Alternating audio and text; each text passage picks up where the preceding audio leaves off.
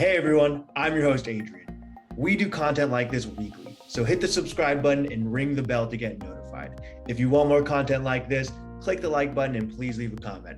Thanks again for watching. Welcome to today's Rupa University live class presented by Rupa Health, the simplest way to order specialty lab work. My name is Adrian Martinez and I will be your host for this afternoon. Today we have a very, very special guest with us, Dr. Dicken Weatherby, here to discuss the 10 essential biomarkers to add to your blood test panels. Before jumping into anything, just a couple quick housekeeping items. Everyone joining will be muted by default, but don't fret. If you have any questions, feel free to use that button down below that says Q&A on the bottom right, and we'll host a live Q&A session at the end with Dr. Weatherby. Immediately following that Q&A session, yours truly will be doing a quick walkthrough of Rupa Health, speaking about who we are, what we do, and why we are so passionate about functional medicine. So with that, let's go ahead and jump in.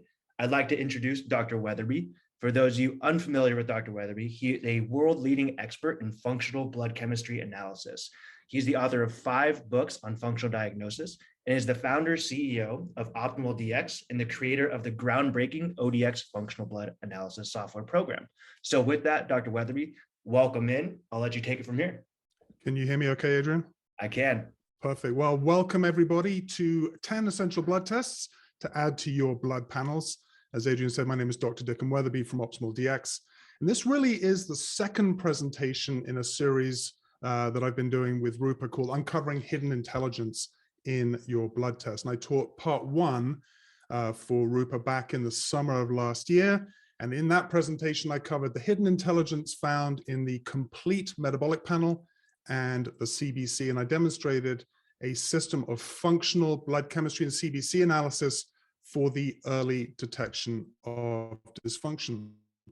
So really that first whole presentation, that whole hour, was just the first essential blood test, the complete metabolic panel and the CBC. And if you've attended that seminar or have seen the replay, you know I added a few other biomarkers to sort of complete out the chem screen. And with that presentation, I just touched the surface on the amount of functionally relevant information that you can gather by simply looking at the patterns between biomarkers on that chem screen and CBC. And in this session, I'm going to go over additional tests, biomarkers that are especially important for your aging population as an annual screen or as a way to detect and monitor specific dysfunctions and disease. So I'm not going to go over an intro to functional blood chemistry analysis and why we use optimal ranges and what the patterns are. I've got a ton of free content on that over at optimaldx.com. I've got a resource center. We have 2 blogs. So make your way over there, go to the resource tab and avail yourself of all that great content we have available for you. All right, so let's go through the presentation outline. I'm going to do a brief introduction, not only to myself, but also my work. And then we're going to dive into 10 essential biomarkers. We're going to be covering fibrinogen, high sensitivity C-reactive protein, and homocysteine, sort of the 3 inflammatory biomarkers that tell us a lot about cardiovascular risk. And then we're going to be looking at the thyroid panel. Now, that's not one biomarker, it's a whole series of different biomarkers, but I decided to sort of bundle the whole thing in together and give you some patterns for evaluating hyperthyroid in your patients. And then we'll do fasting insulin. We'll talk about vitamin D, and then we've got 3 very important hormones that I think that you should be testing on all of your patients over the age of 35. Again, putting in as part of your annual panel, or even just an evaluation or an initial evaluation of hormone balance in your patients and clients. And finally, we're going to finish up with, again, not just 1 biomarker, but 2. We're going to be looking at magnesium. We'll be looking at serum magnesium and then RBC magnesium. So that's me. You can see me on the screen, but that's a photograph of myself. As was mentioned, I'm a naturopathic physician. I graduated from National College of Naturopathic Medicine. It's now National University of Natural Medicine in Portland, Oregon in 1998. This will be my 24th year of being in practice and writing and researching and teaching. But really from the moment of graduation, and actually even while I was at the Naturopathic Medical School, I've dedicated myself to the study of functional diagnostics, and in particular, this whole topic of functional blood chemistry analysis. So I've been studying this for about 27 years, and I hope to impart to you some of the wisdom and knowledge that I have learned over the years. I have a book, Blood Chemistry Analysis, Blood Chemistry and CBC Analysis, Clinical Laboratory Testing from a Functional Perspective. It's being used by thousands and thousands of healthcare practitioners around the world. Shameless plug. If you want to get a copy, go over to Amazon. It's well worth having, and I think, well worth having on your shelf. In fact, I've got a copy over there, and I still refer to it myself.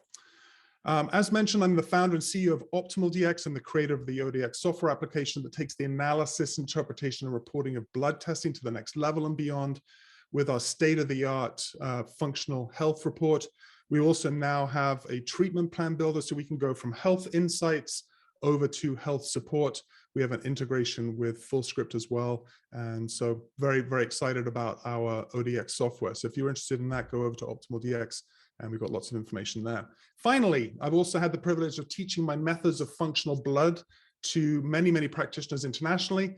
And now I teach through the ODX Academy and my FBCA Mastery Certification Training Program. Ultimately, my goal is to help you bring your patients back to optimal health. And I feel that the intelligence that we can gather from a blood test is such an important tool to help us do that. So now that's out of the way, let's get to the topic of today's presentation, 10 essential blood tests, part of our Uncovering the Hidden Intelligence series. So we're going to kick off by looking Real quick, Dr. Weatherby, sorry to interrupt. Yeah. I don't think you're sharing your screen as of yet. Oh my goodness me, how terrible. You should have told me earlier.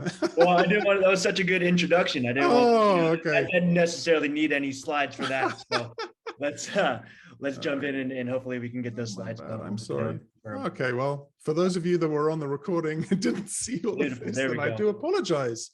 You probably just saw my ugly mug on the screen, but anyway, so let's move this over here and we'll get back to it. All right, so okay, so can you see the screen now, Adrian? Yep, we are good to go. And okay. I will list the company reference sources in the books in the chat in case you missed that. Okay, no worries. So yeah, let's kick off. Let's look at our first 3 biomarkers. These are all related together. They are fibrinogen, high sensitivity C-reactive protein, and homocysteine.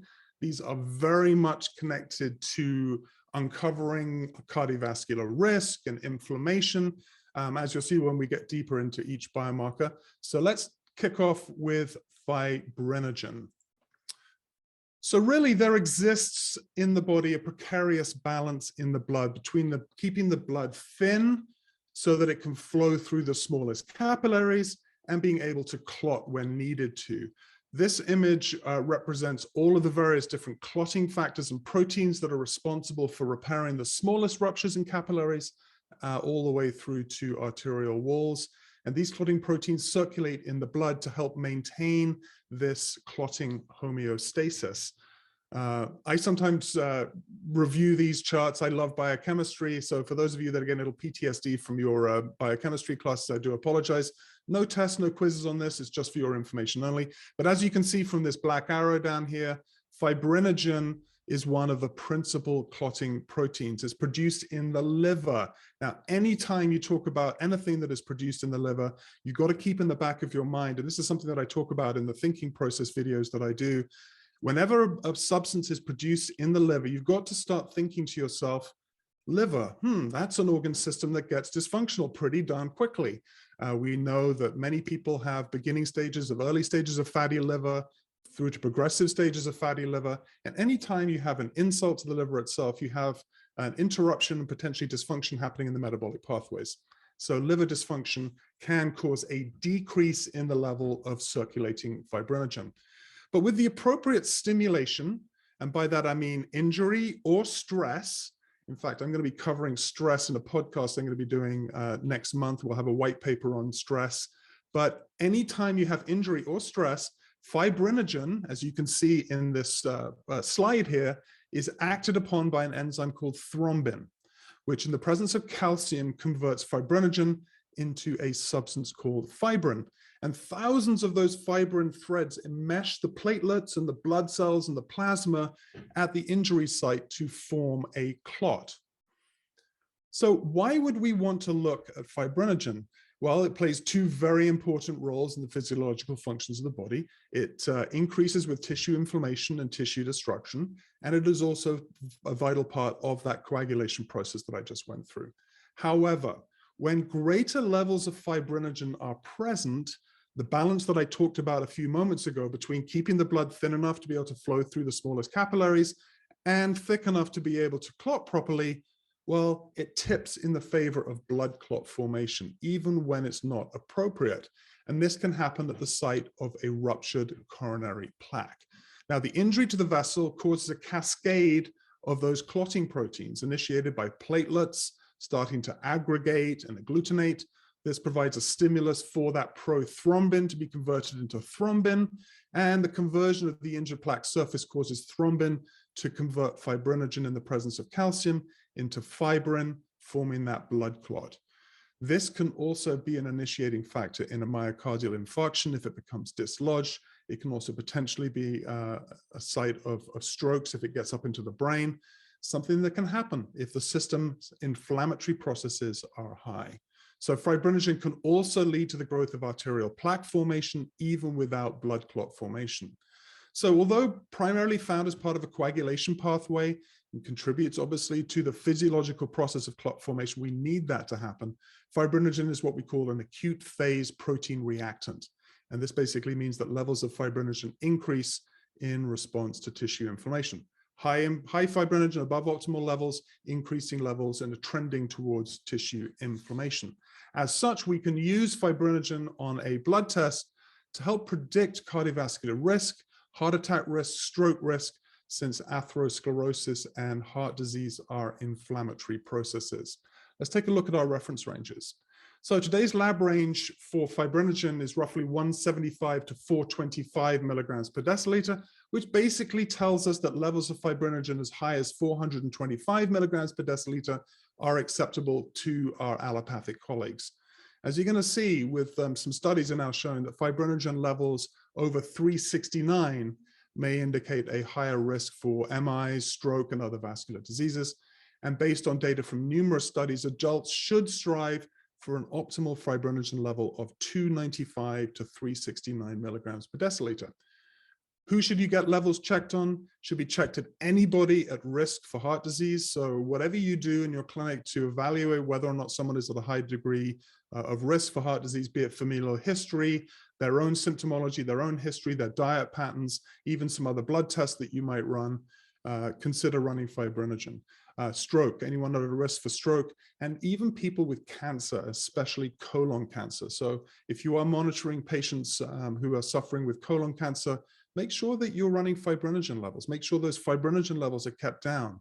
And there are many nutritional products that you can look at to help bring down fibrinogen levels. My recommendation is to try and reduce that level between 295 and 369, as I mentioned earlier. Anything below 295 is leading us to maybe thinking about potential liver dysfunction. I wouldn't say it's a primary marker for liver dysfunction, it's just one of those ones to consider as well. All right, next slide. Elevated plasma protein, plasma fibrinogen levels. This can help us predict future coronary heart disease in men and women because they are a strong risk factor for suffering a stroke, and high blood levels predispose people to heart attacks. So this was a study, it was done back in 1999. And don't get all hung up about this as an old study. A lot of these studies are still highly relevant even today.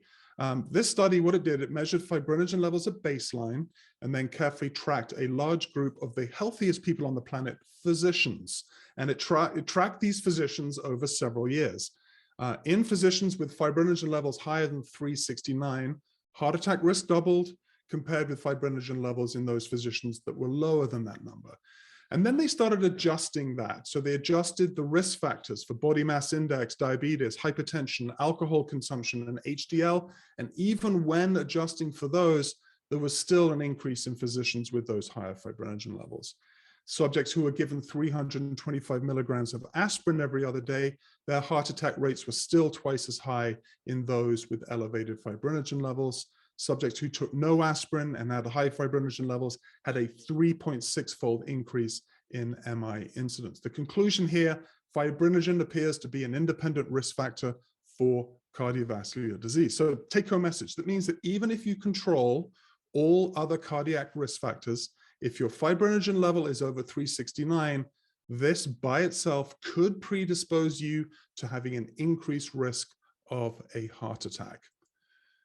In this study, again, this was done in 2005. In this study, a total of 154,211 subjects were analyzed, and based on age and sex alone, the findings showed that for each 100 milligram per deciliter increase in fibrinogen over a baseline, there was a 2.4 greater likelihood of contracting coronary heart disease.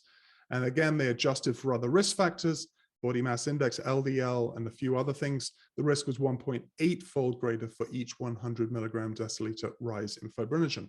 Why is this important? Well, when you're looking at serial testing, and one of the things that we do in the software is we do history analysis. So we can actually show increases or decreases in biomarkers over time. If you're starting to see a gradual increase in a patient's fibrinogen level, start to pay attention. So 4 ways that fibrinogen increases the risk of heart disease. Well, the first one is binding to LDL. Fibrinogen may actually contribute to atherosclerosis by binding to LDL and stimulating the proliferation of smooth muscle, thus disrupting the endothelial lining of arteries. Number 2, as we mentioned in that clotting cascading pathway, it converts to a substance called fibrin. Fibrinogen is converted into fibrin, which may promote the formation of abnormal clots inside coronary arteries. It also decreases blood flow. Elevated fibrinogen may decrease blood flow by increasing the blood's viscosity, especially through blocked arteries. And finally, it facilitates platelet aggregation. Fibrinogen binds to certain platelet membrane receptor sites, causing platelet aggregation inside blood vessels, thus initiating occlusive arterial blood clots. So a quick summary here: should be checked in patients at risk for heart disease, stroke, and cancer, especially colon cancer. Try and reduce levels to about 295 to 369. This may be difficult, but any reduction in fibrinogen may correlate with a reduced risk of heart attack, stroke, and cancer.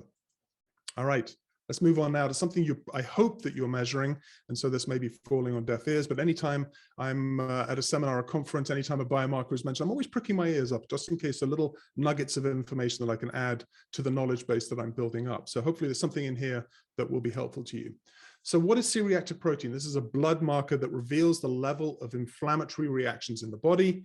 Chronic inflammation is a cause of atherosclerosis, and published studies have demonstrated that elevated C-reactive protein levels provides a greater risk factor than high cholesterol in predicting heart attack and stroke.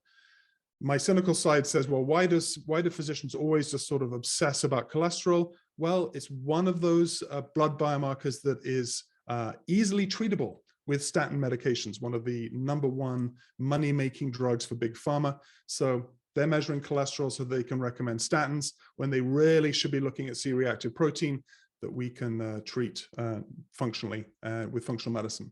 So where does CRP come from? Produced in the liver. Bing, bing, bing, bing, little light bulb going off about that one too. It's produced in the liver by excess levels of pro-inflammatory cytokine called interleukin-6 or IL-6.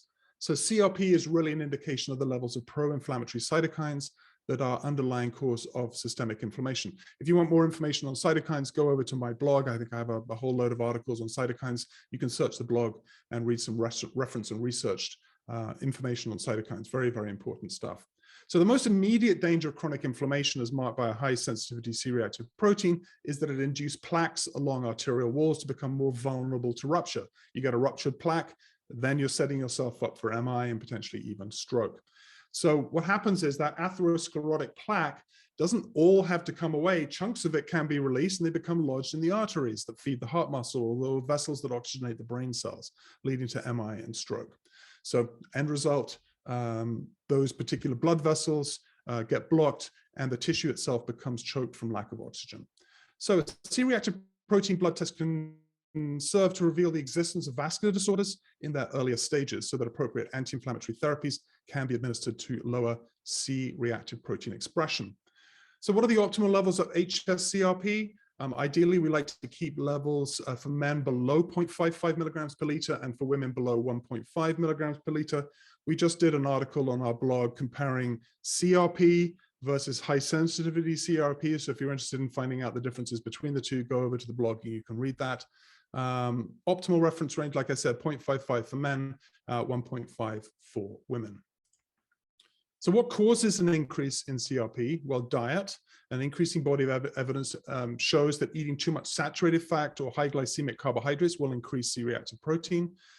Very interesting work coming out around periodontal disease. So people with destructive gum disease, they almost double their risk of heart attacks. So these studies indicate that in response to periodontal therapy, C-reactive protein levels decline dramatically. And a recent study emphasized the importance of oral hygiene as a way to prevent, quote, the onset and progression of cardiovascular disease.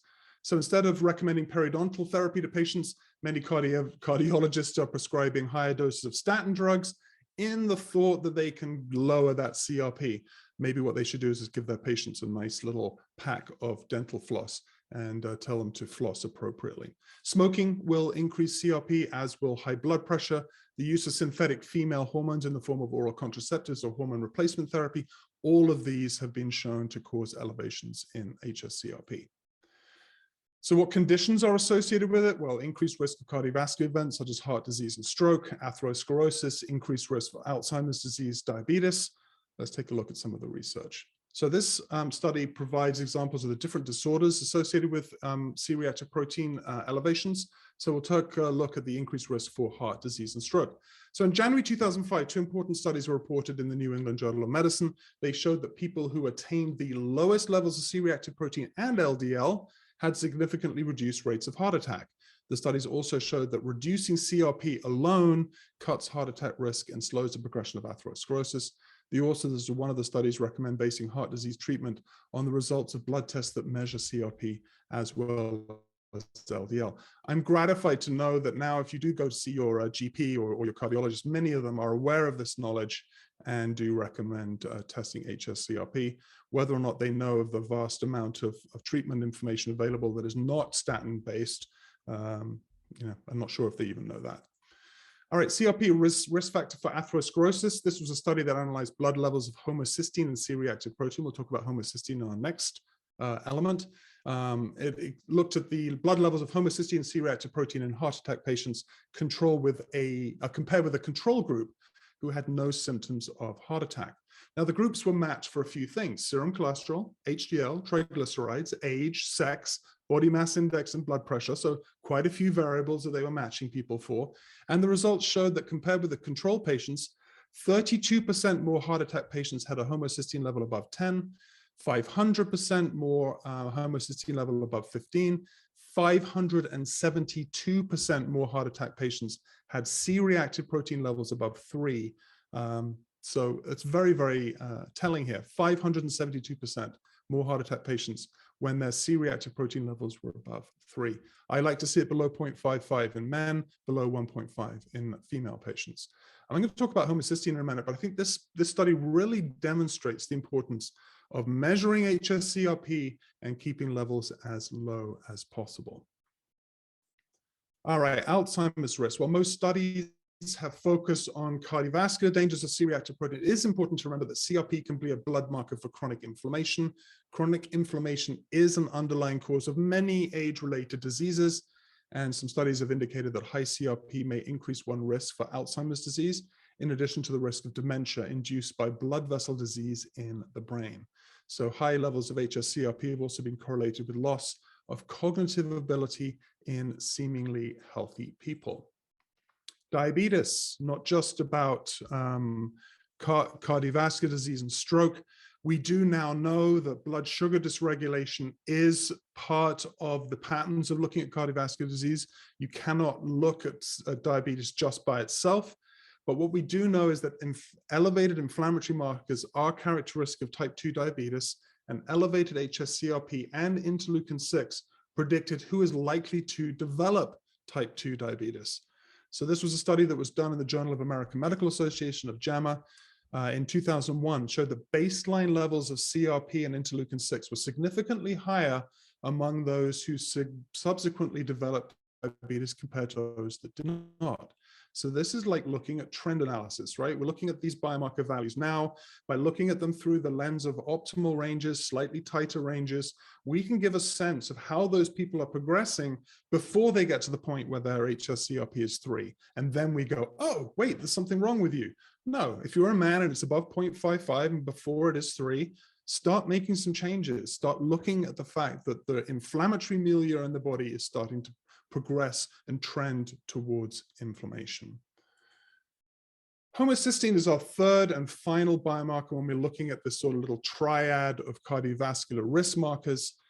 So what is homocysteine? It's formed from the incomplete metabolism of the amino acid methionine. So why would we have increased levels of it? Well, the first one would be B vitamin deficiency. So this would be deficiencies in B12, folate, and B6.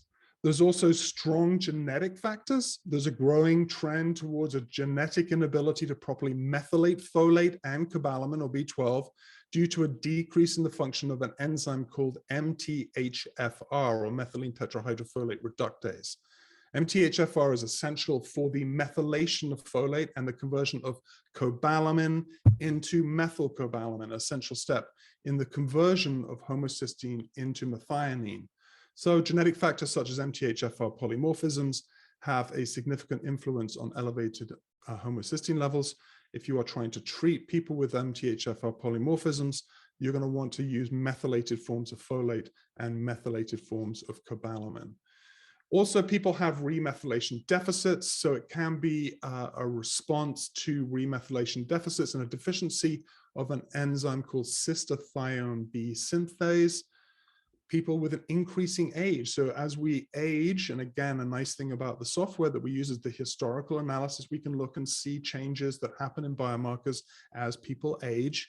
We know that as people get older, whether this is a natural consequence of aging or because as we age, we lose digestive function, which potentially leads to a decreased absorption of key biovitamins, is unknown. All we know is that as you get older, your homocysteine levels tend to rise.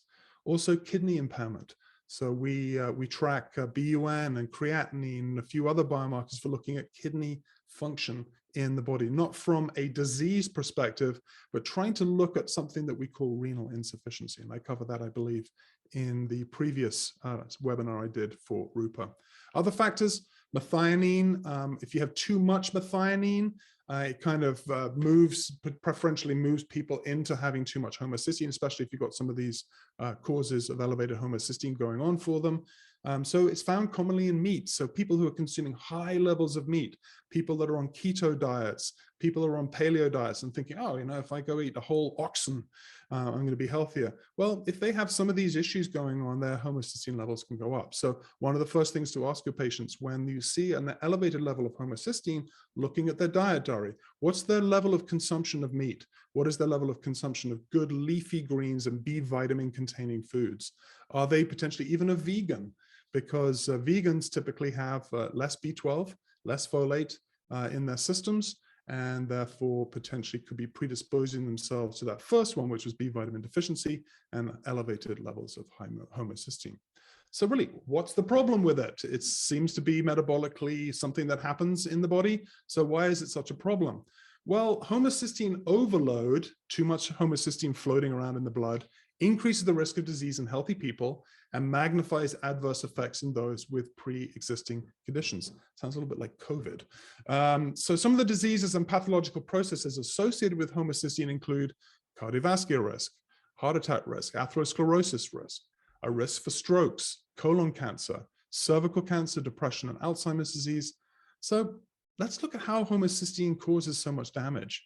And hint, something that you probably should be paying attention to, and again, something that may sound like a broken record, I did a whole white paper on endothelial dysfunction. So if you want to really dive deep into like a 56-page research paper on endothelial dysfunction, go over to my resource center and you can download it.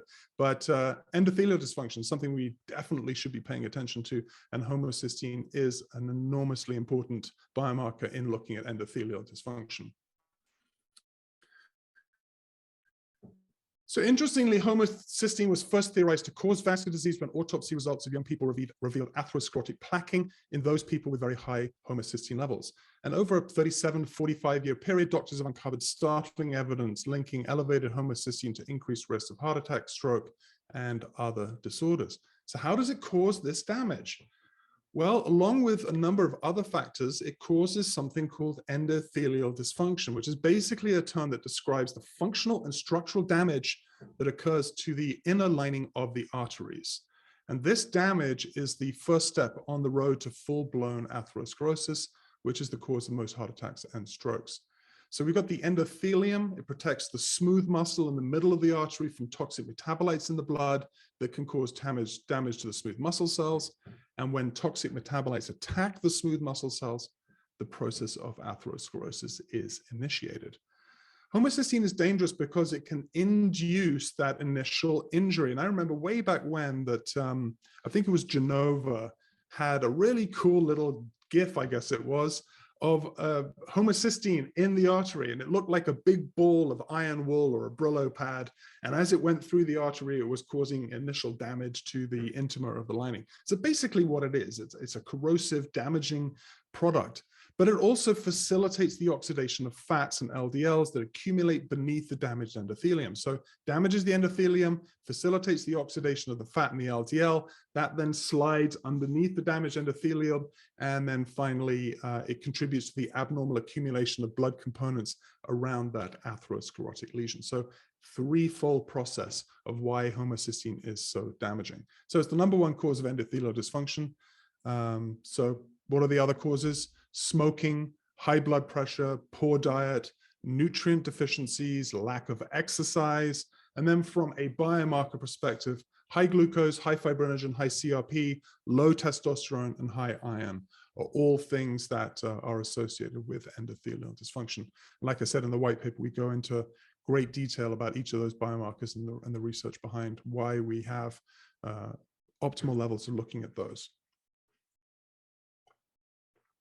So I like to see homocysteine levels below 7.2 for both men and women.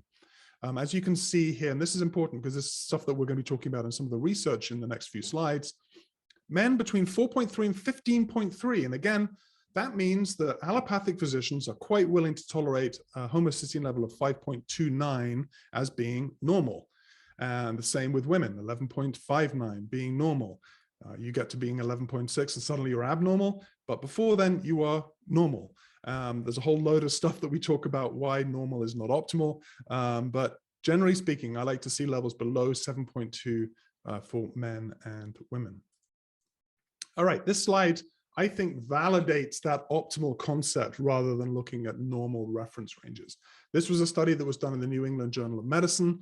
It looked at mortality in coronary heart disease patients and found the following. As the table shows, homocysteine blood levels between 9 and 15 doubled the mortality rates compared to values less than 9, while homocysteine levels above 15 increased mortality by an astounding 6.47 times compared to the levels below 9.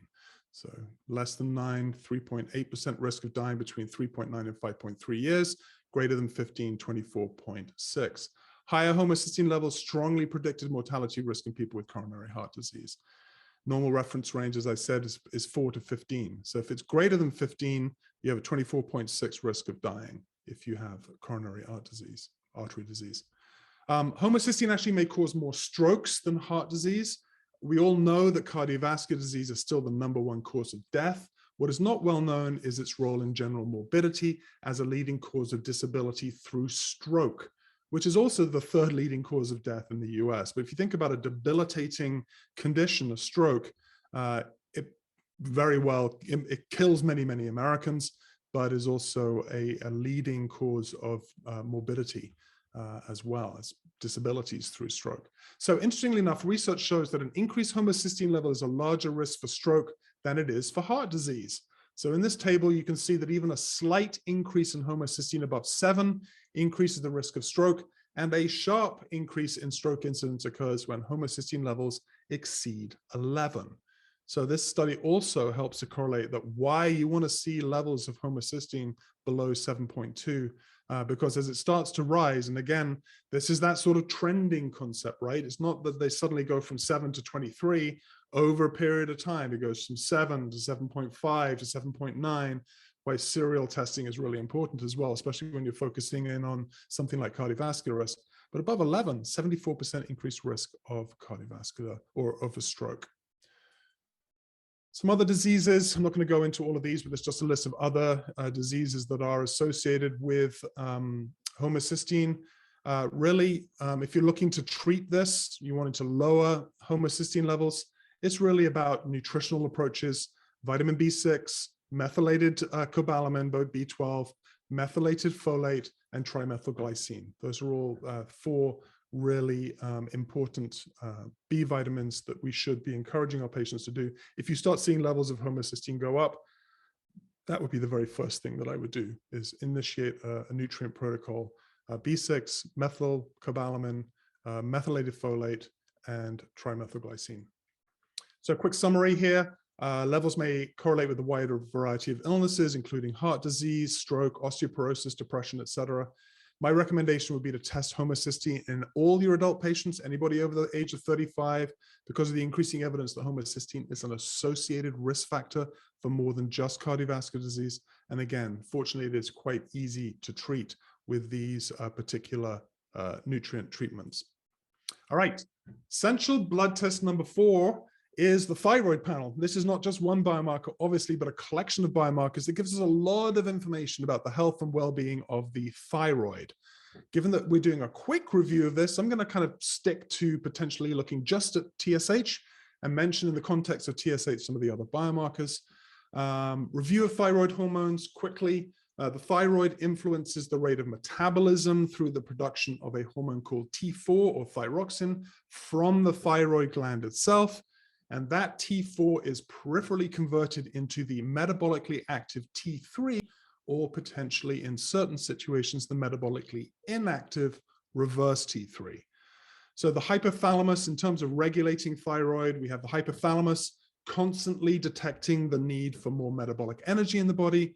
And in a response to T4 levels dropping and T3 dropping, it signals the release of a substance called TRH, or thyroid releasing hormone, which stimulates the anterior pituitary to produce TSH, or thyroid stimulating hormone. Remember, TSH is not a thyroid hormone. It is a pituitary hormone that stimulates the thyroid glands to produce and release thyroid hormone. TSH is a biomarker that we can measure. And basically what TSH is telling us is about the body's desire for more thyroid hormone in the form of T4 and T3. A high TSH is the body's way of saying, hey, we need more thyroid hormone. We need more metabolic energy. A low TSH is a reflection of the pituitary not responding to TRH, or the body's low need for thyroid hormone. If you've got enough T4 and T3 floating around, it's going to stimulate TRH, shut down that stimulation, TSH levels will start to fall. If TSH levels start to fall dramatically, it can be one of 2 things, and we'll talk about it in a pattern.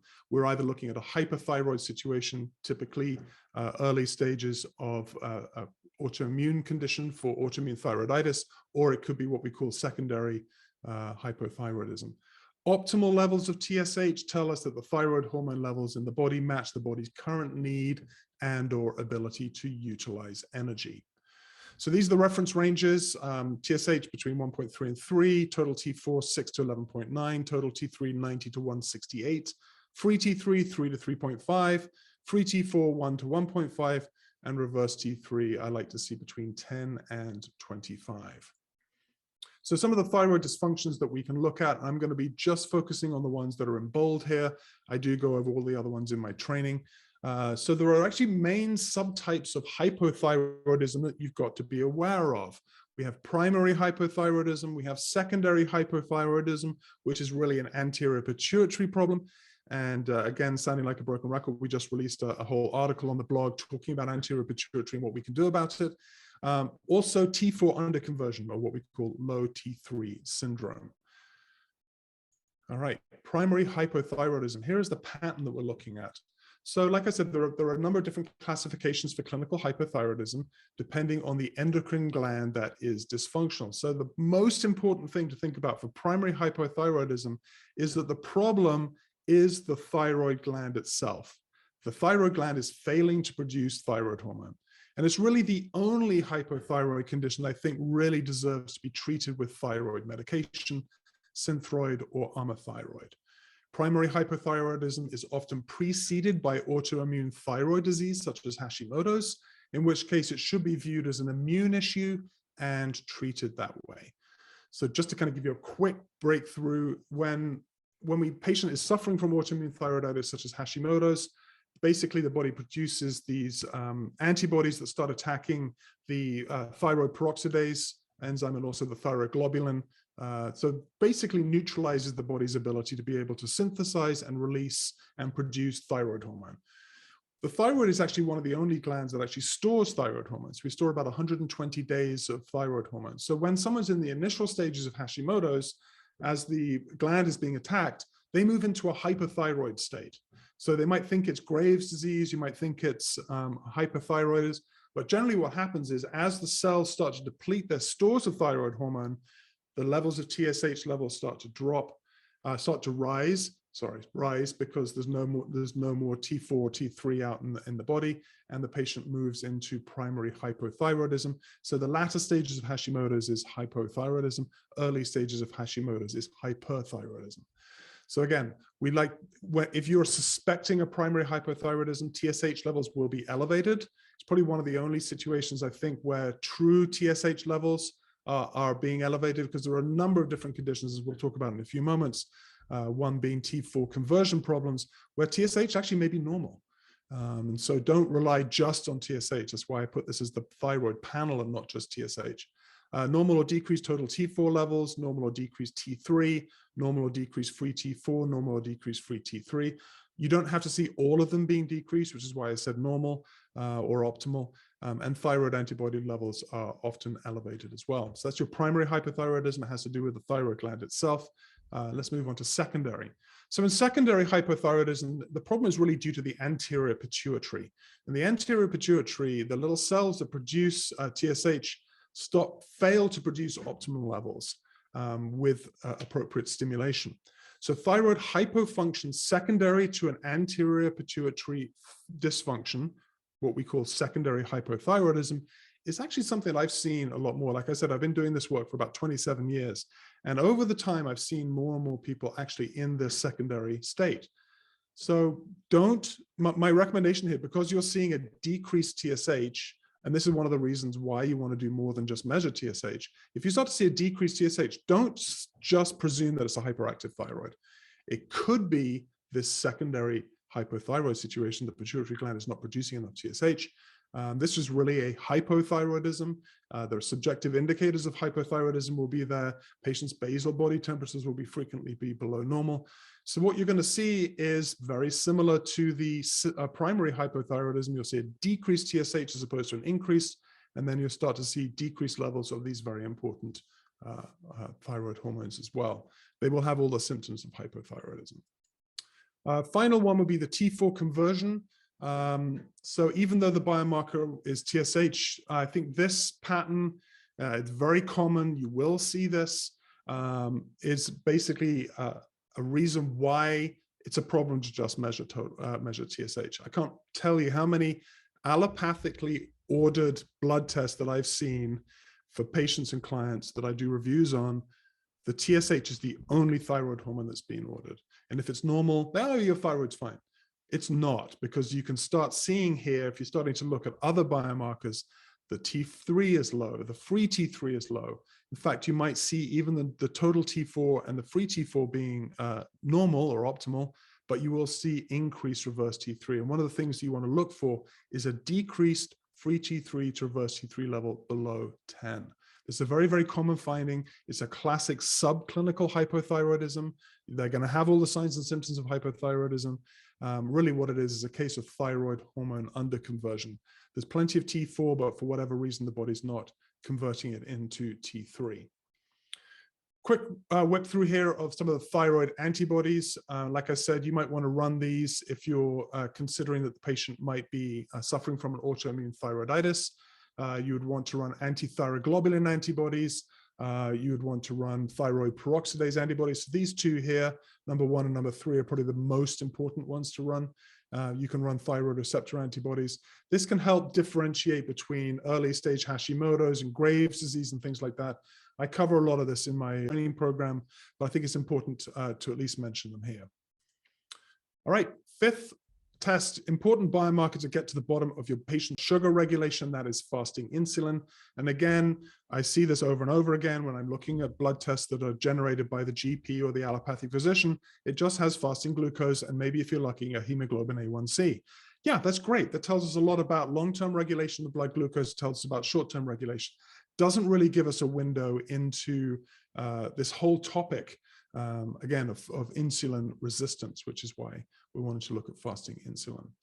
Quick background here, it's the hormone released in response to rising blood glucose levels and decreases the blood glucose by transporting the glucose into the cell. So that's the whole concept of cellular sensitivity to insulin, really shifts metabolism into storage. Once that glucose goes into the cell, it can then be stored as glycogen or as fat. Often people lose their ability to utilize insulin to effectively drive blood glucose into energy-producing cells. This is a very important topic in functional medicine known as insulin resistance and is associated with increasing levels of insulin in the blood. Again, looking at trends over time, are the insulin levels starting to creep up over time? Insulin converts glucose to fat, increases cholesterol synthesis. Excess insulin is associated with a greater risk of heart attack, stroke, metabolic syndrome, and diabetes. If your cells become insensitive to insulin and the body is still producing insulin, you're starting to have a situation where you're floating around too much insulin in the blood, and that can be a big problem. When would you want to pay attention to this particular test? You want to ruling out insulin resistance or hyperinsulinemia, ruling out type 1 diabetes. So there are going to be patients that are type 1 diabetics that don't produce insulin, and you'll quickly find out that when you look at insulin levels as well. Screening for blood sugar dysregulation issues to monitor patients with type 2 diabetes. Let's take a look at our reference ranges. Standard ranges between 6 to 27. I like to see it under 5. So while blood glucose readings indirectly point to insulin levels, I think fasting insulin is a more accurate way to see exact output. In the cases of insulin resistance levels will be elevated. So I think above 15 is very significant. In such cases, metabolic syndrome is likely, but there's still a little bit of wiggle room between 5 and 15. So if you're starting to see that, thinking that your patients are going to start moving into more of a hyperinsulin, maybe an insulin insensitivity issue as well. One of the things that you can do with fasting insulin is take advantage of what's called the Hormone calculator. I've written lots of articles on it. It's something that we have built into the software. So if you have fasting glucose and fasting insulin, you can run the Hormone calculator, really interesting biomarker for evaluating insulin sensitivity and also giving you an index into insulin resistance as well. So what are some of the clinical implications? Early stages of insulin resistance and glucose intolerance. Research has shown that individuals progress through various different stages of insulin resistance and glucose intolerance before becoming a classic type 2 diabetic. This is why serial testing of these biomarkers is so important. So what are the stages? Well, we have normal glucose tolerance. Then we move into hypoglycemia, often due to hyperinsulinemia. Too much insulin driving the glucose back into the cell moves the patient into a hypoglycemic state. Their blood sugar levels start to drop. And now you have this yo-yoing sort of problem happening with your patients. Then they move into insensitivity and insulin resistance. And then eventually they move into metabolic syndrome and type 2 diabetes. Early stages of hypoglycemia, if fasting insulin is elevated with an elevated serum glucose above 86, again, trending upwards from 86, and then a hemoglobin A1C of 5.5, diabetes is potentially something that they're going to be dealing with. They're not diabetic right now, they're probably moving into that pre-diabetic stage, but at some point, if it's left uncontrolled and unregulated, then they will probably move into a diabetic state.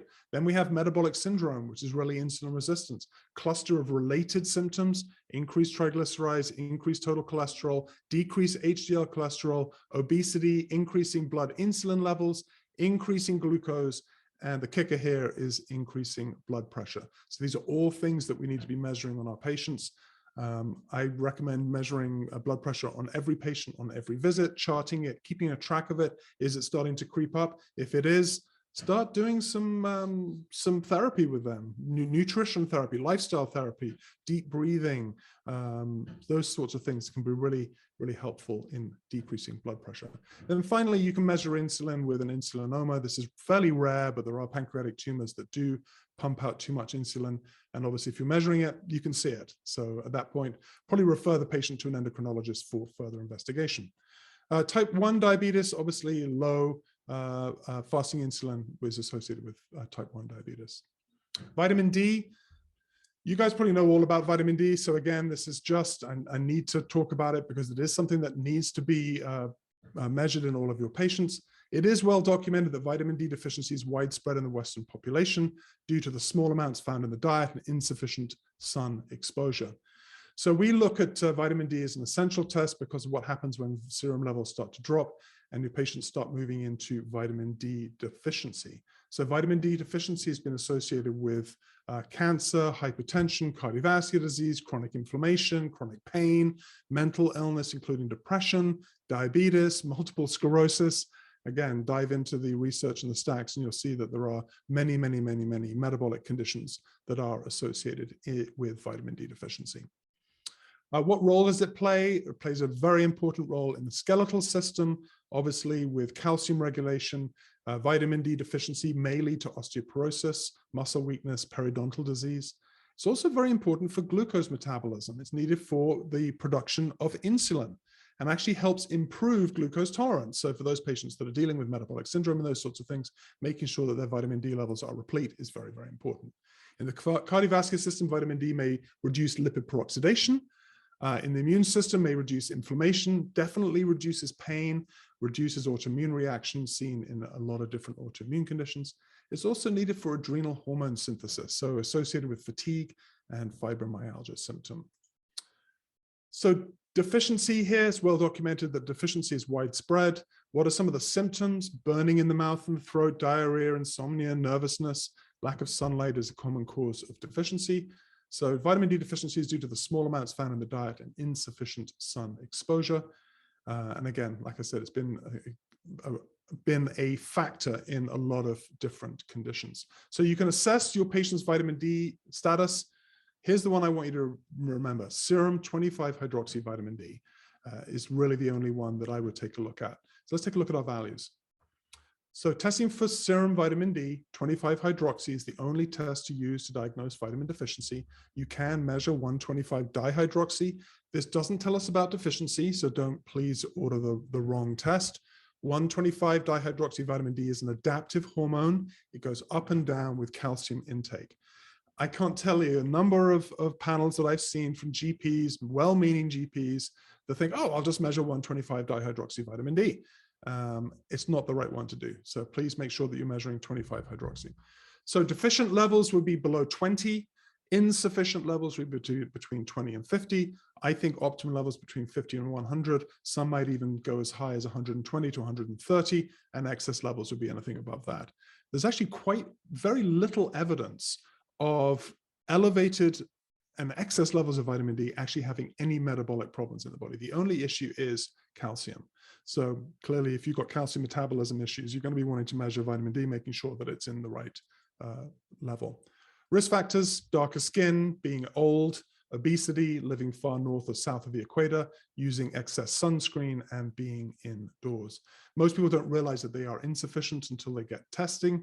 So one of the reasons people don't know they're insufficient is the symptoms of vitamin D are actually quite nebulous.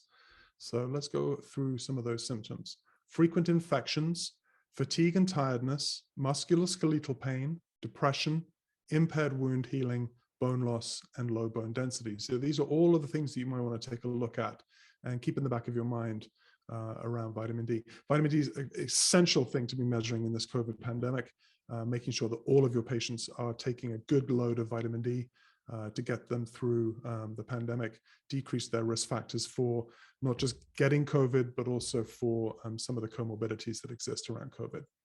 All right, let's take a look at our hormones. This is essential test 7 through 9. We're going to look at DHEA, estradiol, and testosterone.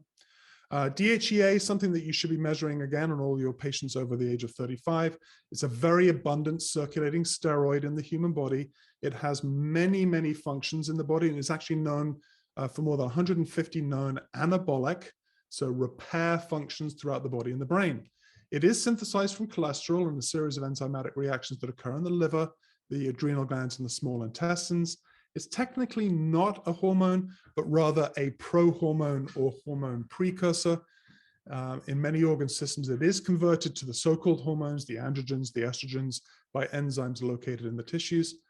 Most DHEA is bound to a sulfite molecule, which is why we're measuring the DHEAS, which stands for DHEA sulfate. Interestingly enough, when a person orally ingests DHEA supplements, a sulfate molecule is added as it passes through the liver, and the sulfate attachment appears to be necessary to keep the entire molecule inactive until it reaches its target tissue.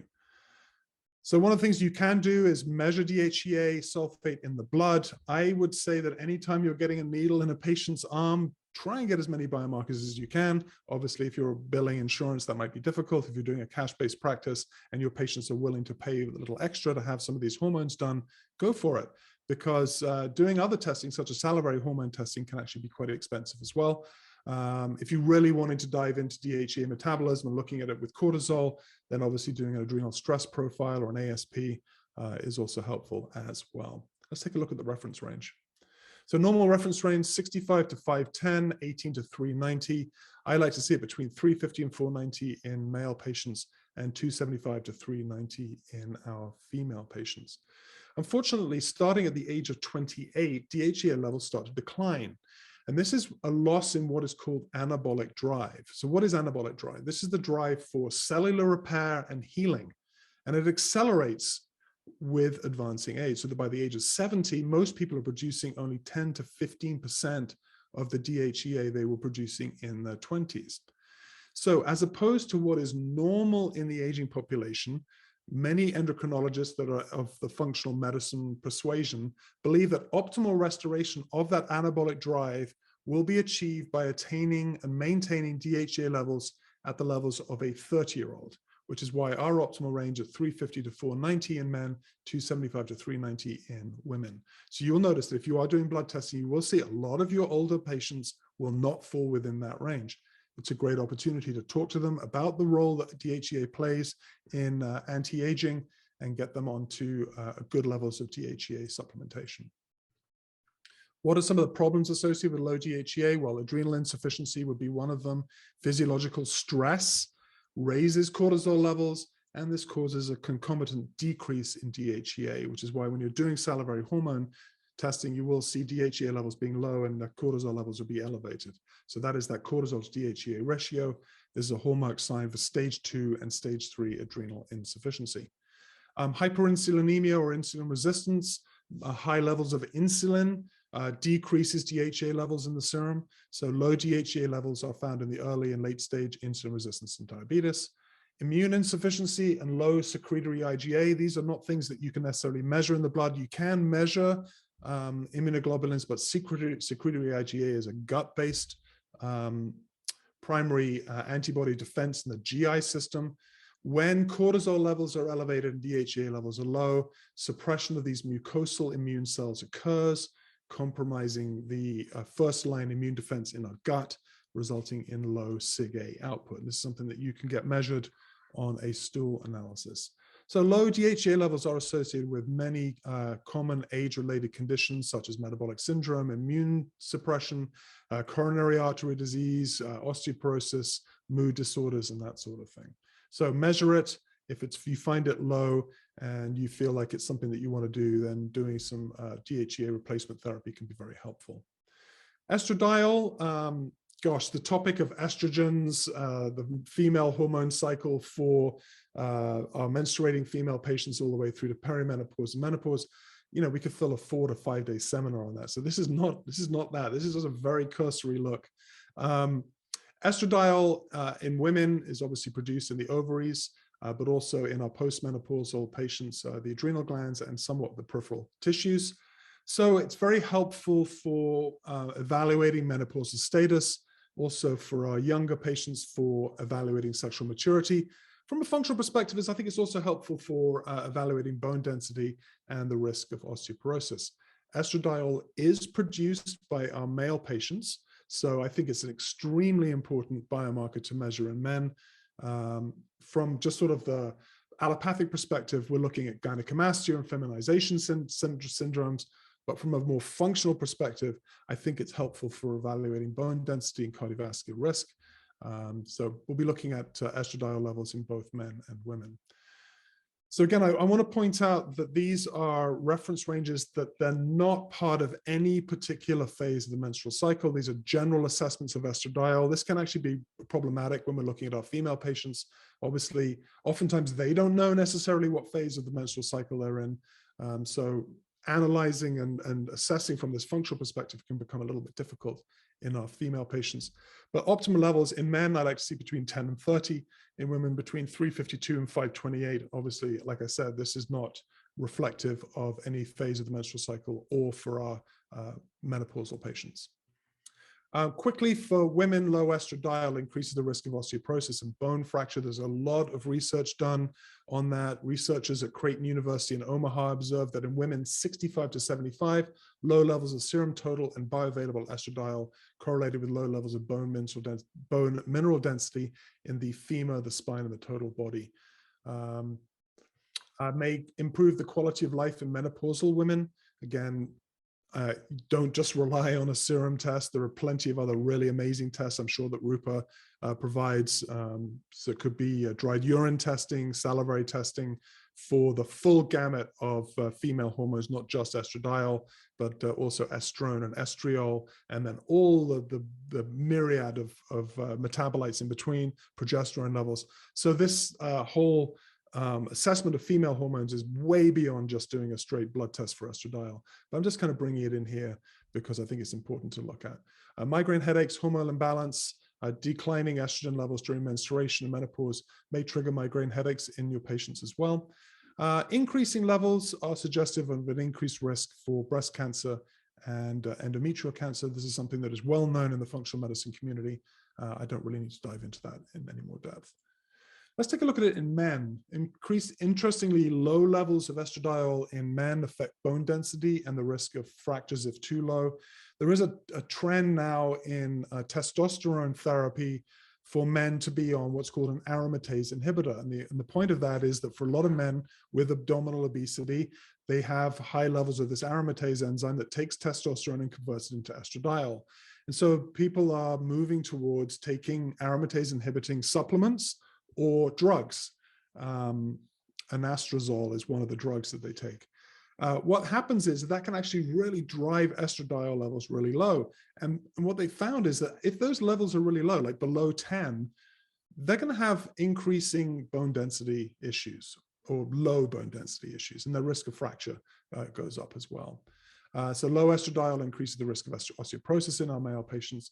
But interestingly enough, high estradiol is something that we should be very cognizant of because of its role and its link with coronary artery disease. So there are about 15 to 16 independent risk factors for cardiovascular disease. We've covered quite a few of them today, but estradiol is one of them. Increasing levels of estradiol promotes the development of what they call the atherogenic milieu, or the state within the body that kind of predisposes someone to be atherogenic or causing plaque formation in their arteries. It also increases the risk of stroke in your elderly patients as well. I talked about aromatase here and excess aromatase activity. Male patients with abdominal obesity, when they have that excess fat in their abdominal region, likely to have increased estrogen levels caused by an increase in aromatase activity.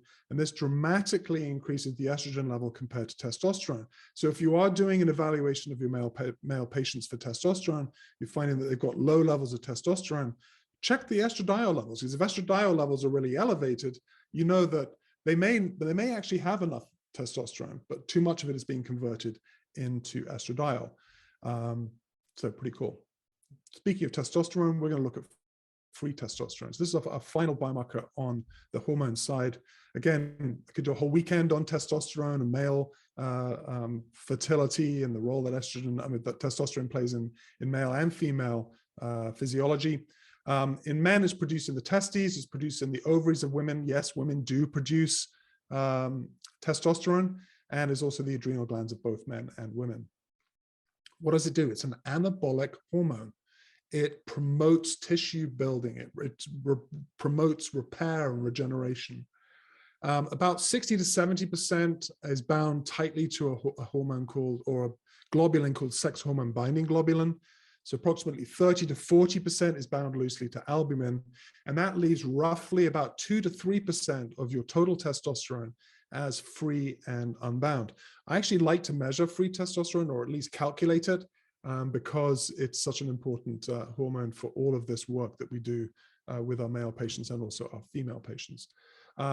Testosterone levels can be used to evaluate sufficiently bioactive testosterone is available to protect against abdominal obesity, mental depression, osteoporosis, and heart disease.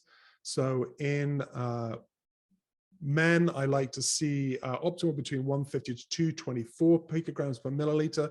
Again, this is Quest, and we'll talk a little bit in a few slides about the differences between the various different companies that measure testosterone, free testosterone specifically. In women, I like to see it between 1 to 2.2. So really, here's the problem here. LabCorp and Quest, the two biggest reference labs here in the United States, they actually measure free testosterone using different analytical methodologies. They use exactly the same unit, picograms per milliliter, but their ranges are completely different. So one of the things that I like to do is to not actually measure free testosterone, but to actually calculate it. There is a method for calculating free testosterone, highly accurate, and it requires you to be measuring 3 different biomarkers that we should also be measuring in our patients: total testosterone, sex hormone binding globulin, and albumin. We measure this in the software. So if you put in total testosterone, sex hormone binding globulin, and albumin, we will calculate a whole range of different biomarkers associated with that. We will give you the free testosterone, we'll give you the percent free testosterone, we'll give you the bioavailable testosterone, the percent bioavailable as well. So these are all things that you can get. If you go over to this URL here, isam.ch, I think in your PDF handout, I think this will be hyperlinked for you. You can actually calculate the free testosterone. It calculates it nanograms per deciliter. We do this calculation for you in the ODX software. Let's take a look at what low testosterone means for your patients. So low testosterone levels in men are associated with many adverse health conditions, including the ones listed here. So decreased libido, erectile dysfunction, loss of muscle tone, increasing in abdominal fat, lowering of bone density, propensity towards metabolic syndrome and diabetes, and also heart disease. It's actually very, very common in our aging male population to see testosterone levels start to drop. I'm not going to go into all of the various different numbers that we would need in order to assess someone as low T, but it's very, very important to measure in your male patients. If you are seeing low levels of total testosterone, low levels of free testosterone, and you're not seeing huge amounts of sex hormone binding globulin binding the total testosterone or the estradiol levels being increased, there might be a condition there for actually repleting or replacing testosterone in your male patients. One of the things we look at in women, women produce small levels of testosterone. Mounting evidence indicates that this important hormone helps with muscle strength, bone mass, sexual function.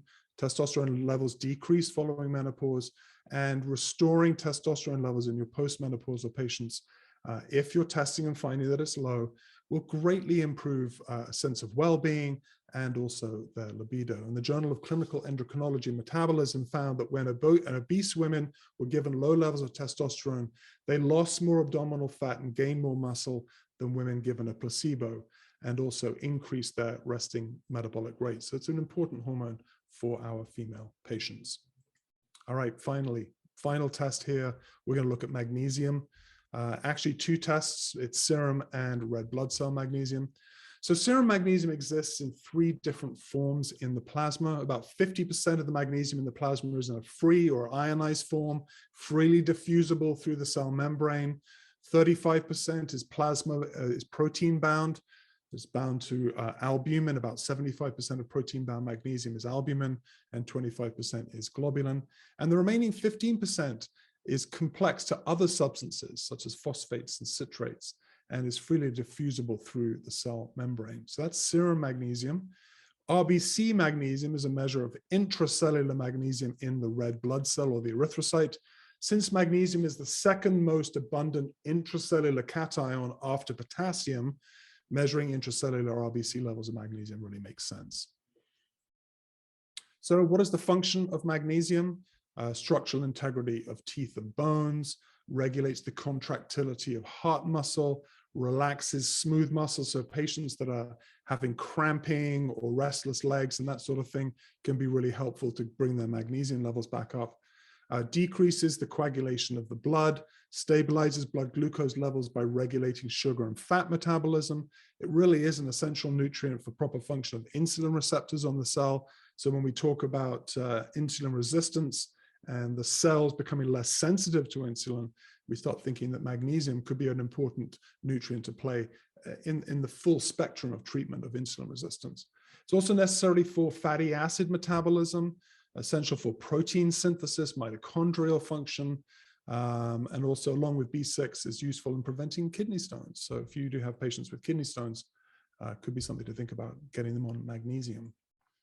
Here are our reference ranges. So the standard range for serum magnesium is about 1.5 to 2.5. For red blood cell magnesium is about 4 to 6.8. I kind of like to see them on the top end of the threshold for optimal levels. So between 2.2 and 2.5 for serum, between 6 and 6.5 for red blood cell.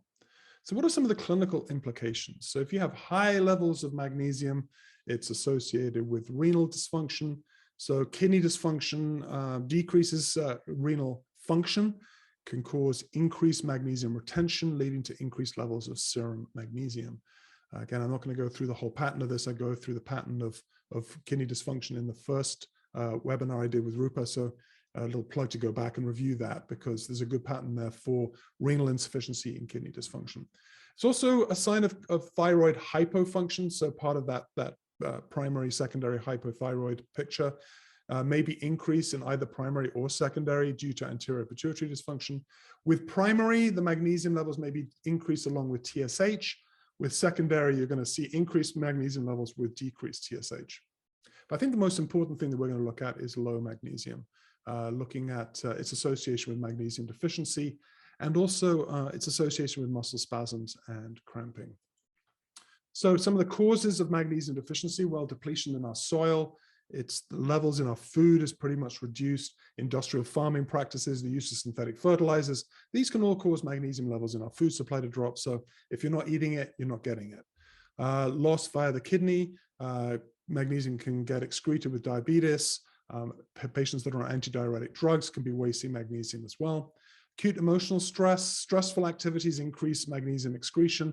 Loss along with steroid hormones, including catecholamines and corticosteroids, can actually cause a reduction in magnesium at the tissue level. So stress, emotional stress, any type of stress that the patient is experiencing can affect magnesium as well. Our aging population, we lose the ability to absorb magnesium, decreases with age.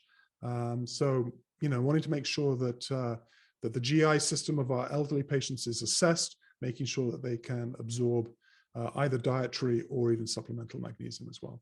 There are certain prescription drugs that can cause magnesium deficiency, specifically estrogens such as birth control pills and HRT. And then finally, hyperinsulinemia. High levels of insulin can cause magnesium to be excreted from the kidney. Some of the signs and symptoms, probably the number one sign and symptom is muscle cramping, chocolate craving. This is one of the symptoms that I picked up from one of my mentors, Dr. Dick Tom, when I was at naturopathic school. Chronic constipation. He actually mentioned that there was these 3 symptoms that are strongly indicating magnesium deficiency. One was muscle cramps, chocolate craving, and chronic constipation. Magnesium deficiency is also associated with dysrhythmia, heart arrhythmias. I would say that if you have any patients that are having heart rhythm issues, monitor and make sure that their magnesium levels are replete, and get them on some magnesium supplementation if necessary. Bone loss, as much as 50% of magnesium is found in the bones. Studies indicate that a magnesium deficiency is common in women with osteoporosis and is associated with the abnormal calcifications. Other symptoms, painful menstrual cramps, probably associated here with muscle spasms and cramping, hypertension, heart arrhythmias, increased blood triglycerides and cholesterol, and nerve conduction problems. So the pattern here is a low serum magnesium below 2.2, low RBC magnesium below 6, and low GGT. We have a good article on magnesium. In fact, we have a couple of articles on magnesium in the blog over at optimaldx.com. And one of the ones that we look at is GGT as a measure of that. If you need really an accurate measure, I would say the red blood cell is probably the best way to do it. But oftentimes serum is sufficient and can get you into the right ballpark. And if you wanted to do both, that's a great opportunity as well. So that's it. That's our tour of 10 essential blood tests. In summary, I hope you can see the amount of information that we can get from these tests, and that blood testing is not just the realm of allopathic medicine. There is far more intelligence in a blood test that they routinely use that they don't even know about. So the whole point of teaching this seminar and the seminar previously, and also my training, is to teach you how to become more intelligent, how to develop this ability to be able to sort through 118 different biomarkers and get a sense of what's going on for your patients. At a bare minimum, annual blood testing using both the standard blood chemistry and CBC should be the very baseline. Rupa has all of those available to you. I talked about that in my first webinar with them. And then for our annual patients, measuring this on an annual level is very, very important. So armed with this information, important biomarkers you can work with your patients, and you can develop effective strategies to helping them maintain optimal health. Some resources, I've got a couple of guides on my website. Go to optimaldx.com, the FBCA blueprint and Stay Optimal Patient's Guide to Blood Biomarkers is there. If you're interested in the software, again, you can read all about it over at ODX. And then my training, I'm actually doing a 2022 sale on the certification.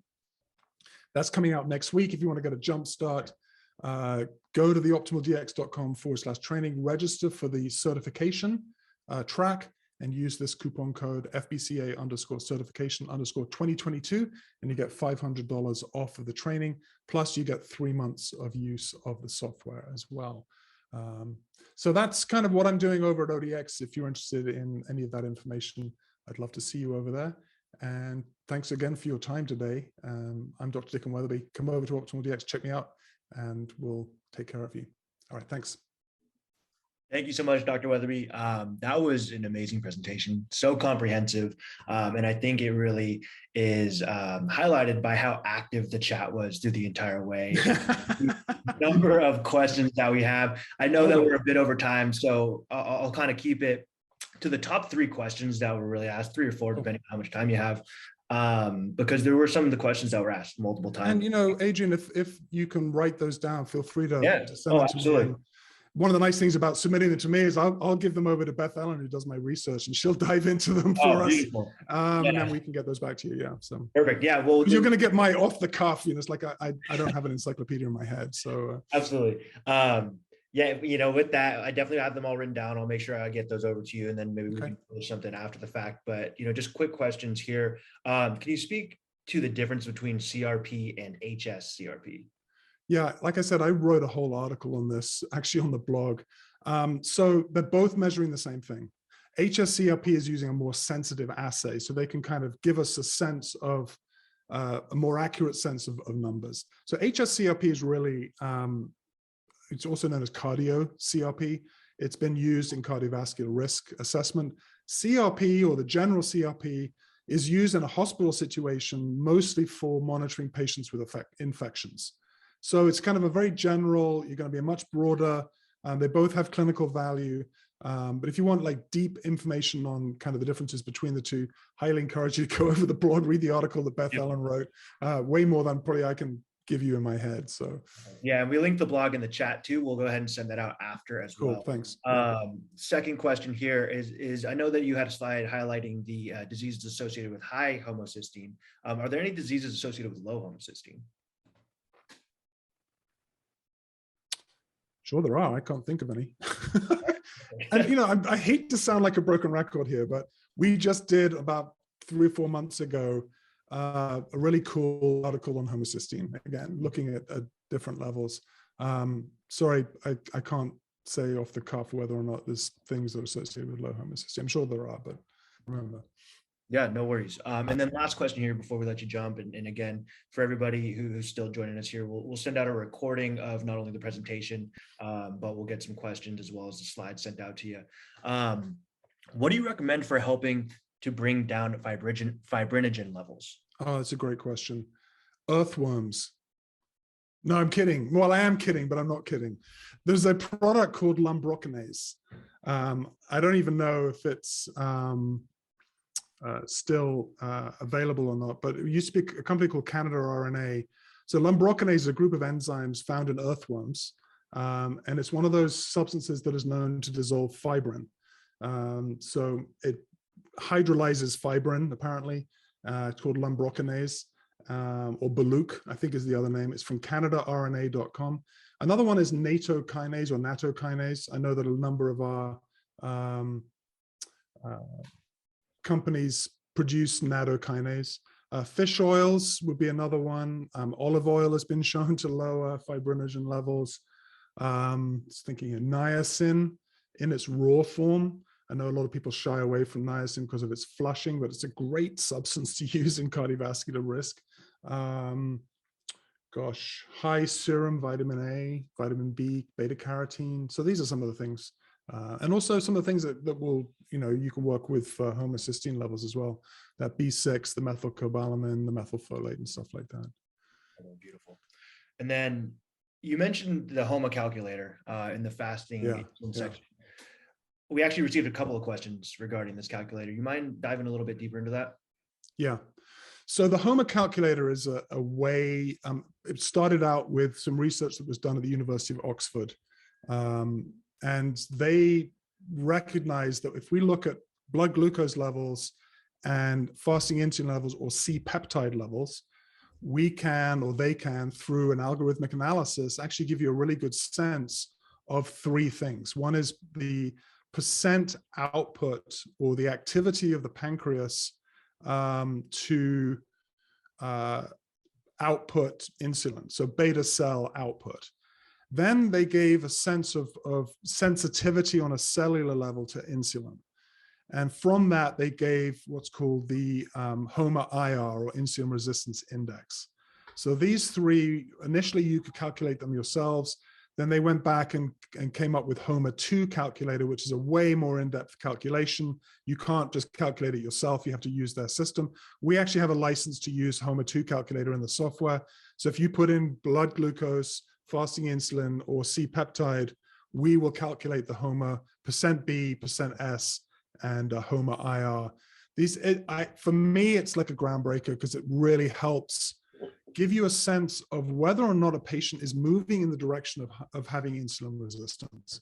I would say a HOMA-2-IR above 1.4, trending in the direction of metabolic syndrome. Anything above 1.6, you're looking at you're looking at true insulin resistance at that particular point. And it's just 2 or 3 biomarkers: blood glucose, fasting insulin, and C-peptide. Again, broken record here. I have a ton of articles on it over the blog as well. So, yeah.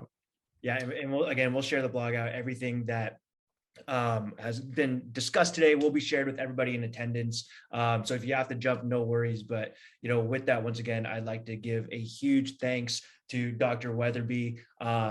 He is, again, the CEO of Optimal DX. If you have any questions, feel free to reach out to myself or Dr. Weatherby. With that, y'all, we are going to jump into a demo of Rupa Health. We'll give everybody, you're getting a ton of shout outs in the comment section, by the way. So, yeah, like I said, print them up. I'm going to put the coupon code because people are going, hey, it's broken. Yeah. So I'm hoping that it's working. I'm checking it right here. So this gives you basically $500 off my certification, and you get 3 months of software. If you're already a software user, we'll just delay your subscription for 3 months. It's a great deal. I'm going to put it in the chat window. Is that okay? Yeah, absolutely. Please. And let me see if I can give you the link to go over and order this thing. Sorry you keep talking. I'll just no. Honestly, this is great. The final call outs, I think it goes without saying how influential your business is and kind of your thank you. The functional I'm so stoked to be doing this with you guys at Rupa Health. When I see what you guys are doing, and I've got colleagues like Dr. Dan Kalish, who I've known for years, is a big proponent of your services. I think what you guys are doing is really groundbreaking, and the way that you're approaching it is extraordinary. I want to do more work with you guys in terms of making your services available to my clients. Plenty more to come beyond just your being a recurring guest on the live class. Yeah. It looks like I just put the coupon in twice. Sorry, Adrian, I'm taking up all your time here. No, please, you're fine. All right. This is more your time than my time. I think the folks came here to see you and not me. Cool. So. All right. Well, thank you so much. I appreciate all of you. I'm here to serve you. If there's anything that we can do over at Optimal DX, just shout us and contact us. Liv is standing by. She can answer any questions for you. So appreciate you taking your time with me today. I look forward to hearing. Actually, I'm not going to hear what you, because I got another call to get on, but I know that Adrian's going to tell you all about Rupa. So use their services. They're awesome. Yes. All right, everyone. Thank you so much again, Dr. Weatherby. Take care. We'll chat soon. All right.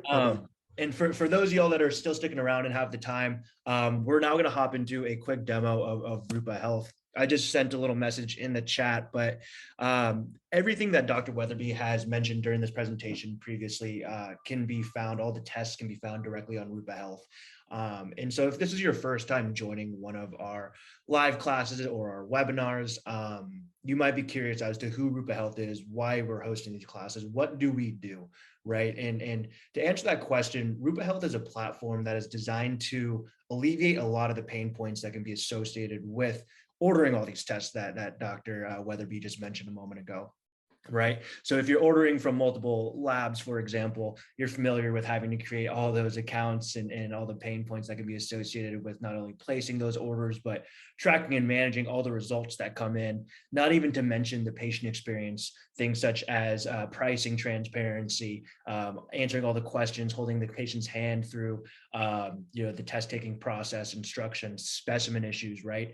And so really what we've done is we've built this platform based on the thought of wanting to bring functional root cause medicine and making it more accessible to those around the world, right? To everybody.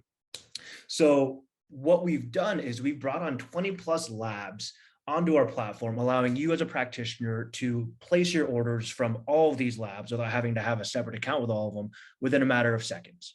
So not only are you able to place your orders from 20 plus labs in seconds, but you're also able to track and manage all of your results in one place, right? So now, as opposed to having to go to each individual portal to do all these different things, I just need one account with rupahealth.com, and I'm able to order and track and manage all of my results. Beyond that, and making it more streamlined for you and your business, and if you have an admin, right, we can do that as well. We've also streamlined the patient experience. So as soon as you place that order on Rupa Health, we can effectively take it from there. We offer multiple different payment solutions, allowing your staff to no longer have to manage payment for these tests, or of course you have the option of paying for the tests yourself, and then billing the patient after the fact, right?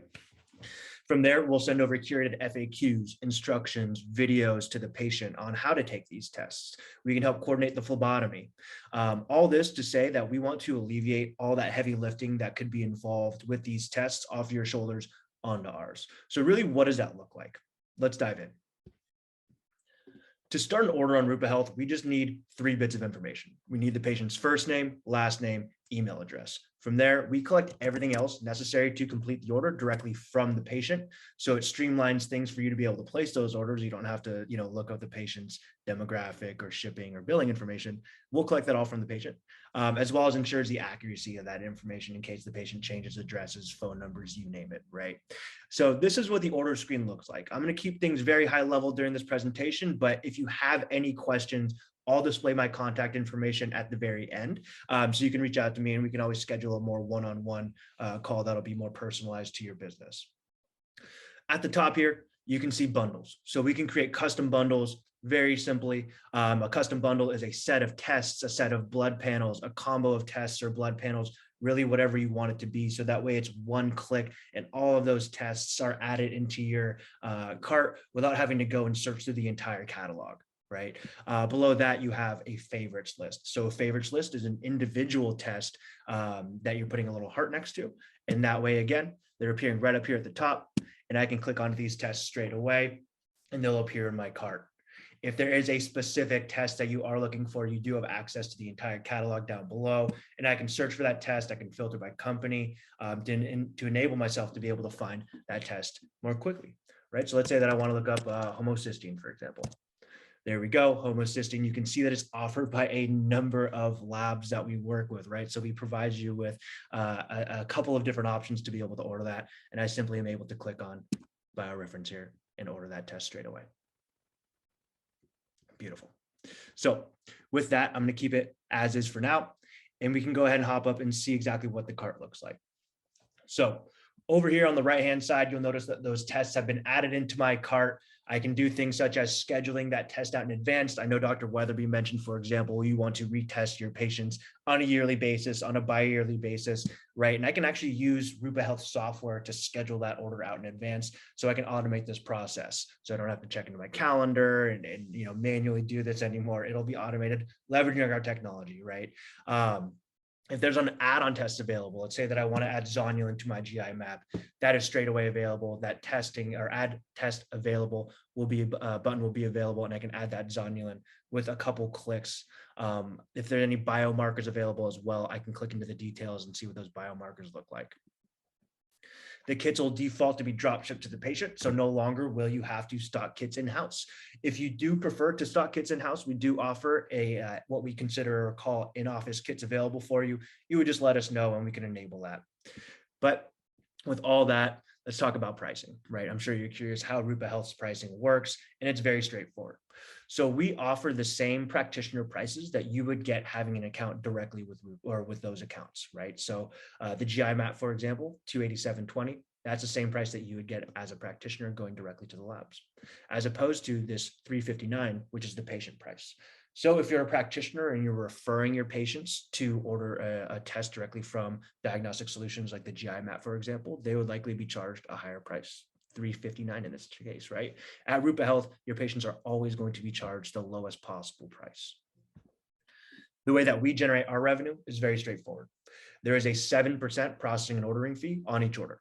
Now that's paid for by whoever's paying for the tests. So what that means is if you're having us bill the patients directly, then the patients will be the ones absorbing that cost, meaning for you, Rupa Health is free. There's no cost to sign up. There's no subscription fee, anything of that nature. The only time you would ever put a credit card down and pay anything with Rupa Health is if you decide to pay for the order. So if that's how you prefer to do it, that's completely fine. You would simply just check this box here and it'll enable you to add a credit card. You can add a bank account, whatever you need to do. You would pay for the order, but of course, what that means is that you would have to manage billing separately outside of Rupa with the patient directly. Now, in terms of cost, there's no change in cost. Whether you're paying for it or the patient's paying for it, the cost of the test is the exact same. You're able to add notes for the patient. You can add notes for Rupa. You can add ICD-10 codes. So if you want to add these codes in here and have the patient submit a super bill to insurance for reimbursement after the fact, that is an option. You just simply need to add those ICD-10 codes. And then from there, we will send a template to the patient to walk them through how to create and generate that super bill and submit that to their insurance for the reimbursement, so you don't have to. But if nothing else, it's as simple as clicking send to patient. And that's how you create and send an order directly on Rupa Health. Right here in this main screen, what it brought it back to is where we're tracking and managing all of our orders. So I'm able to hop in, I can search by patient, I can search by status of the orders. So again, to reiterate, we will consistently update the statuses and tracking of all your orders. So I can click into any of my in progress orders and get an idea of exactly where it stands. So here in this example, you can see 4 tests from 3 different labs. I can get an indication as to when the results are estimated to be arriving and when they arrived at the lab, so I can plan accordingly. Once those results are in, I'm notified via email and I'm able to click into here and I can see exactly what's happening when the results are in. So just so you know, we'll update this as the results come in. So you're not getting notified we're not waiting to notify you once all the results are in. As they come in individually, you're able to hop in and view them one by one. You're able to download the results. One thing to note here is that the results are the exact same results that you would get having an account directly with the labs. We're not making an interpretation. We're not making our own versions or anything like that. It's the exact same results that you would be getting from the labs. You have access and the ability to send the results directly to the patient from our platform. We will never send the results directly to the patient without your consent. You have full control over that. And should you need some additional assistance interpreting the results, you have the ability to schedule a clinical consultation directly with the lab from our platform. We interface directly with the labs. So this interpretation, this consultation will be scheduled directly with Dutch or whichever lab that you're ordering the tests from. It won't be with somebody from Rupa. And then of course you have access to the requisition.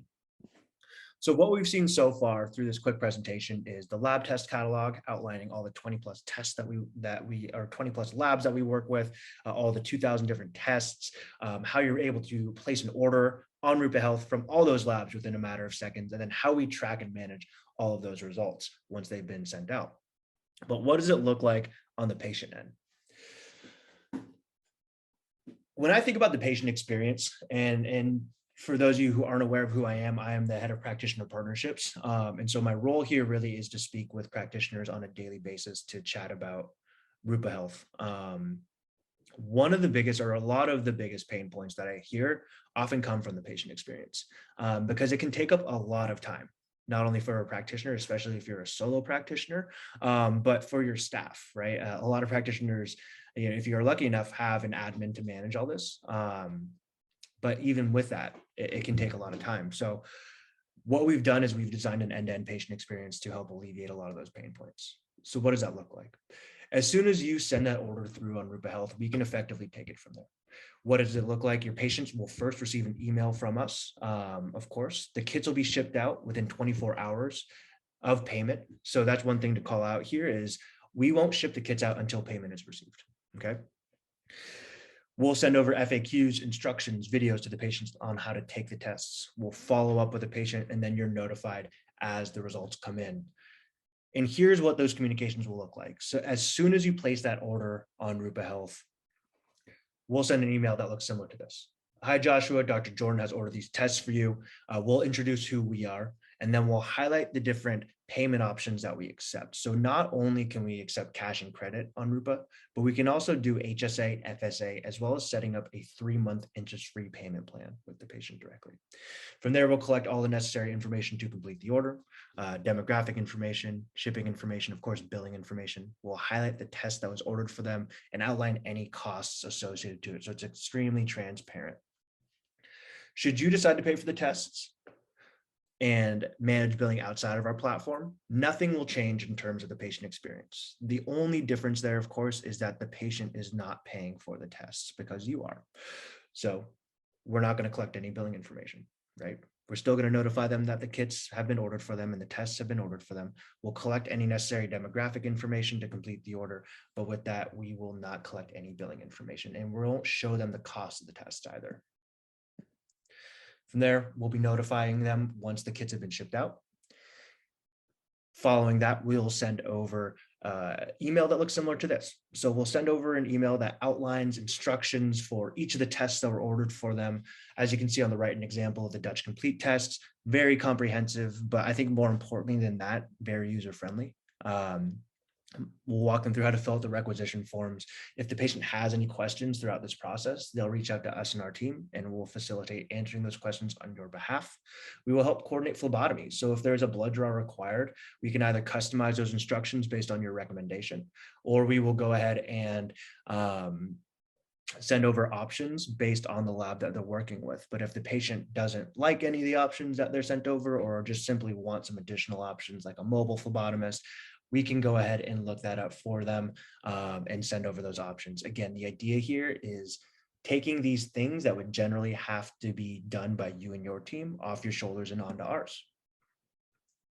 From there, we'll follow up with the patient Our compliance rates are up above 85%. And really, I think this is just simply a testament to providing a service that's come to be expected in 2022.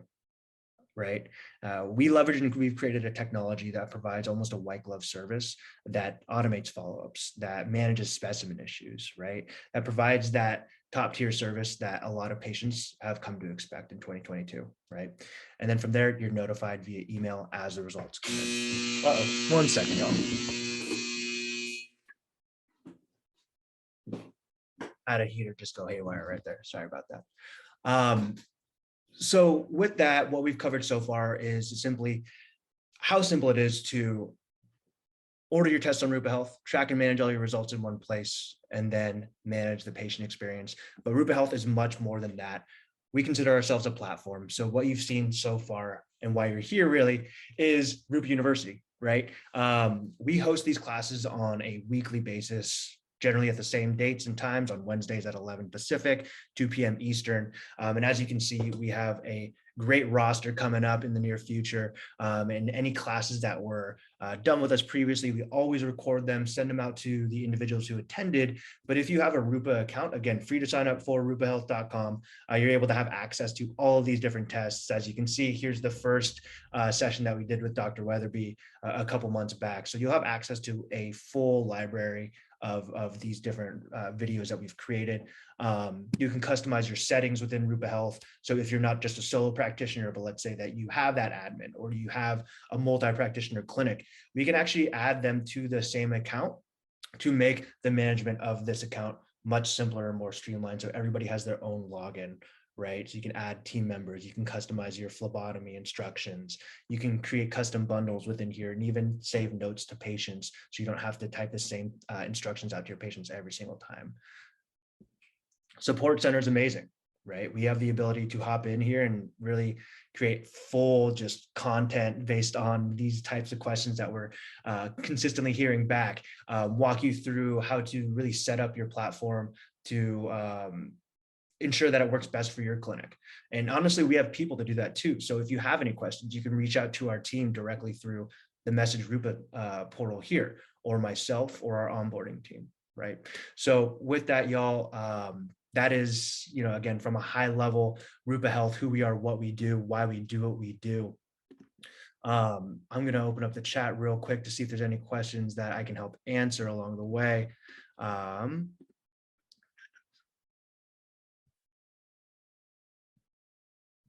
So there's actually quite a few. Now, with that, I think I'll just follow up with these individually. I have everybody's contact email in here. But again, rupahealth.com is where you're going to go ahead and sign up for free, quick and easy. The most heavy lifting that you'll need to do is simply just having an MPI number and typing that in. But thank you all so much for staying. We look forward to seeing you again next week, and look out for a follow-up email coming from myself, as well as a few days later, once we're able to do some edits to the video, we'll go ahead and send out a copy of the video and where you can access all of the slides from today's presentation. And if you have any questions, here is my contact information. Again, my name is Adrian. I'm the head of practitioner partnerships here at Rupa Health. If you need anything or have any questions, feel free to reach me here. You can text me, whatever is easiest for you. But awesome. I hope you guys enjoy the rest of your Wednesday, and we look forward to seeing you next time.